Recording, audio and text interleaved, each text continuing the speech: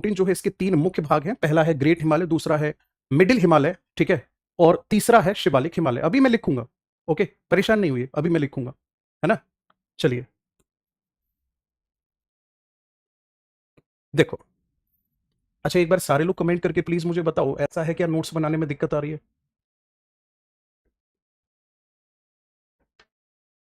Himalaya mountain, सबसे पहला point जो है, हम हिमालय का पहले इंट्रोडक्शन लेते हैं, ठीक है। हिमालय का जो है सबसे पहले इंट्रोडक्शन लेते हैं, okay.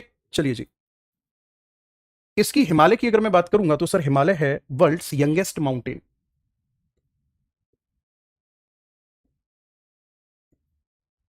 World's youngest folding mountain,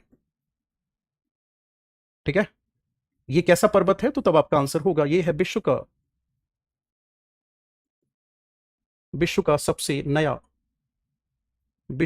नया मोड़दार पर्वत है।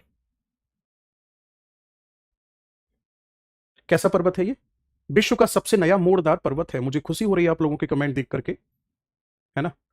थैंक यू इतना पॉजिटिव कमेंट करने के लिए। नहीं सर, बढ़िया बन रहे हैं नोट्स हमारे। अभी इसको खुद नहीं पता होगा कि कैसे बनाते हैं नोट्स।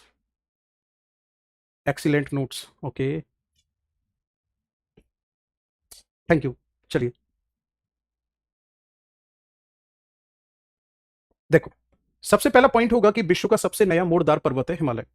अच्छा, नया क्यों बोला जा रहा है इसको? इसलिए बोला जा रहा है क्योंकि इसकी जो हाइट है ना, इसकी हाइट लगातार क्या हो रहा है? Height is increasing. इसकी जो ऊंचाई है, ऊंचाई में क्या हो रहा है?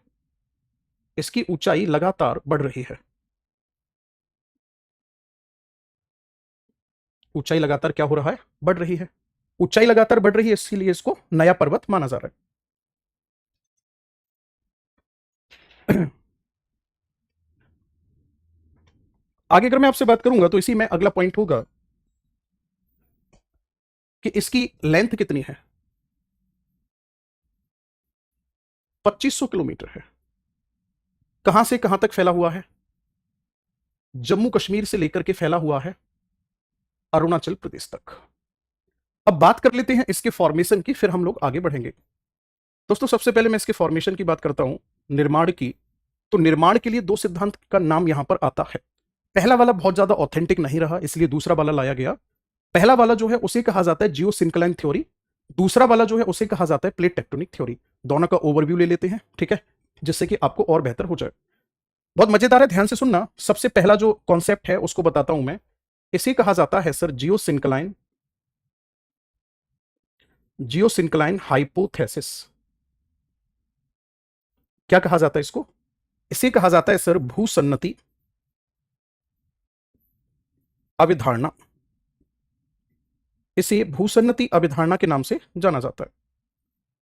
दोस्तों सबसे पहला पॉइंट है कि भूसन्नति क्या है, ठीक है।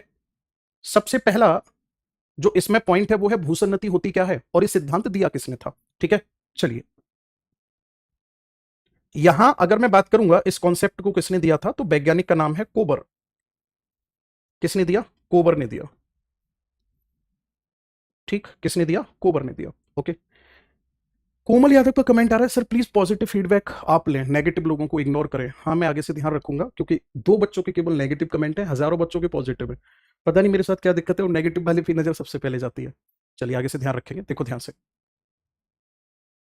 हर्षिका का कमेंट आ रहा है, सर पीवाईक्यू कहां से लगाएं जीएस के लिए, टॉपिक एंड सब्जेक्ट वाइज। मैं कोशिश करूंगा कि आपको पीवाईक्यू लगवा पाऊं, ठीक है, कुछ ना कुछ करेंगे इस पे भी, ओके, करेंगे, परेशान मत हो, पहले टॉपिक पर ध्यान दो आप, समझ लो इसको।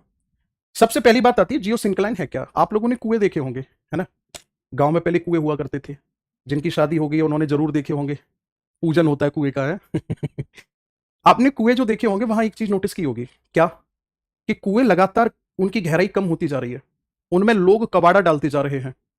आगे बात समझ में? उनमें लोग क्या कर रहे हैं? लगातार कबाड़ा डालते जा रहे हैं।